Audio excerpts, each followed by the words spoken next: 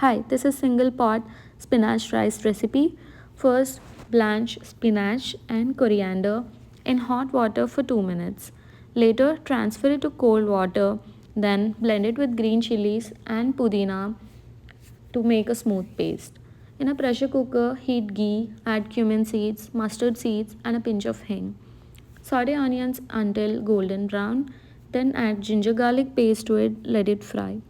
Later, add paneer cubes, peas with a little salt and fry them. Add chopped tomatoes and let it soften.